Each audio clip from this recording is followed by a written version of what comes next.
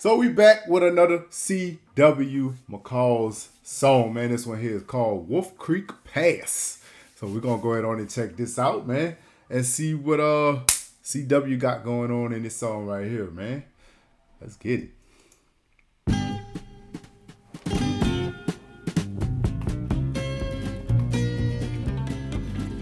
Me and Earl was hauling chickens on the flatbed out of Wiggins, and we'd spent all night on the uphill side of 37 miles of hell called Wolf Creek Pass, which is up on the Great Divide.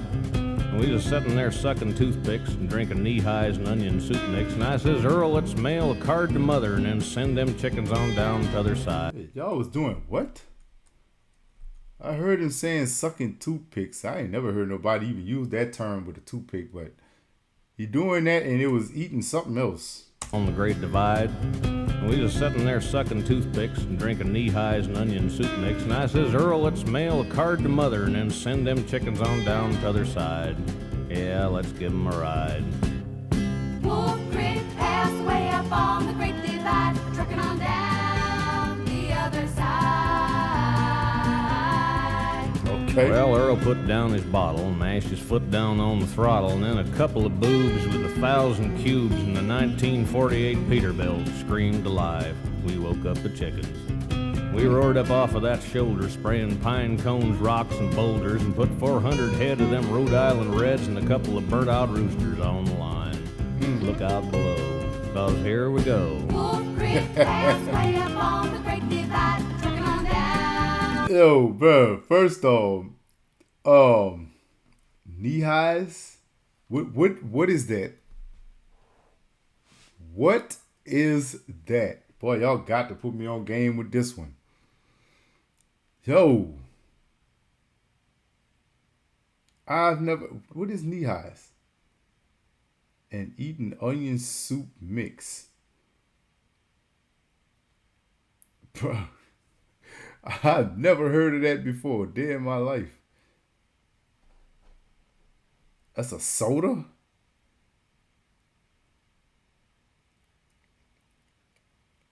It's old soda. It's a drink. Wow. Knee highs. Bro, that sound like stockings. It really sound like stockings, man. Kind of like a Fanta. Okay. Y'all taught me something new here. All right. Reds and a couple of burnt-out roosters on the line. Look out below, 'cause here we go. Wolf Creek Pass, way up on the Great Divide, trucking on down the other side. Well, we commenced trucking, and them hens commenced a clucking. Then Earl took out a match and scratched his pants and lit up the unused half of a $1 cigar and took a puff. Says, "My, ain't this pretty up here?" I says, "Earl, this hill can spill us. You better slow down, you gon' kill us. Just make one mistake and it's the pearly gates for them 85 crates of USDA-approved cluckers. You wanna..." Wait.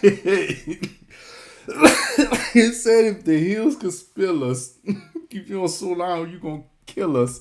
Bro, I like how this dude tell his stories, bro.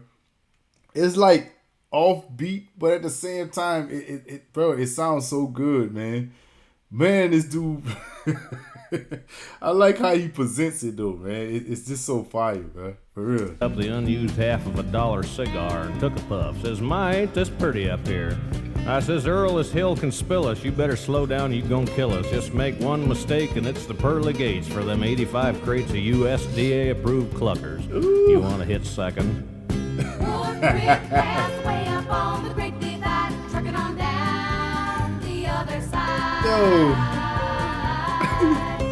Well, Earl grabbed on the shifter and he stabbed her into fifth gear, and then the chromium-plated, fully illuminated, genuine accessory shift knob come right off in his hand. I says, "You want to screw that thing back on, Earl?" He was trying to thread it on there when the fire fell off of his cigar and dropped on down, sort of rolled around, and then lit in the cuff of Earl's pants and burned a hole in his sock.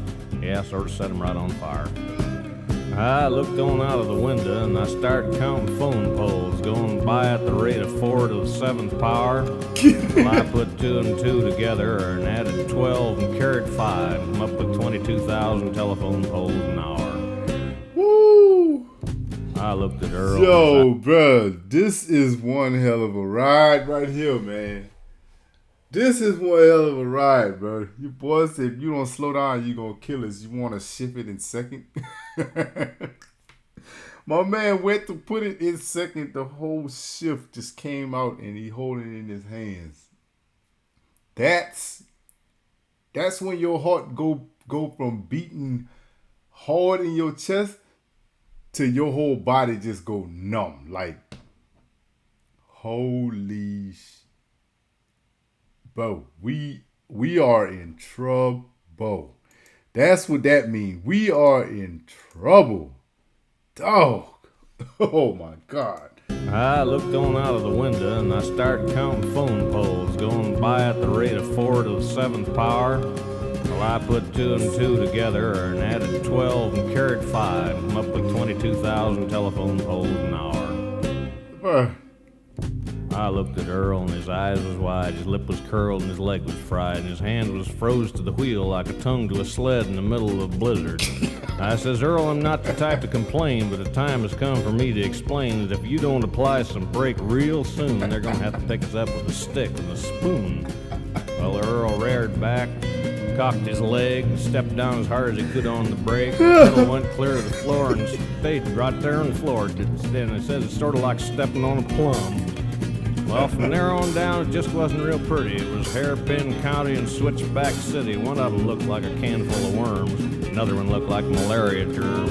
Right in the middle of the whole damn show was a real nice tunnel now, wouldn't you know? The sign says clearance to the 12-foot line, but the chickens was stacked to 13.9. Well, we shot that tunnel in 110 like gas through a funnel and eggs through a hen. We took that top row of chickens off slicker and the scum off a Louisiana swamp. Went down and around and around and down. We run out of ground at the edge of town, bashed into the side of the feed store in downtown Pagosa Springs.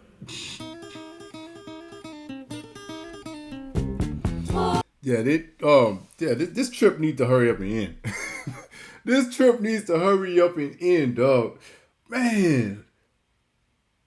Oh. When he said, I knew it was going to be some crazy. And when he said that they started passing by light poles, how he said that from the 4th to the 7th power, like just zooming by. Just zooming by, bro.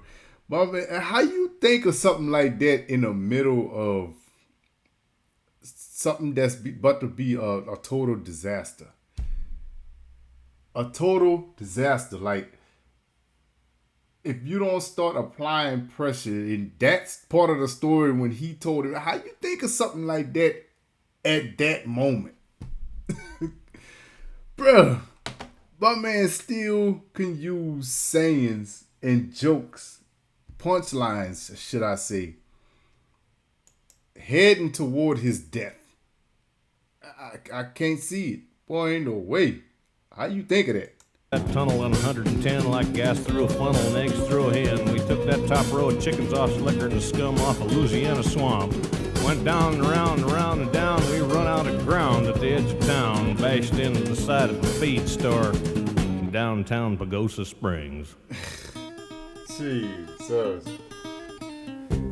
Wolf Creek passed way up on the great divide, trucking on down the other side. Wolf Creek passed way up on the great divide, trucking on down the other side.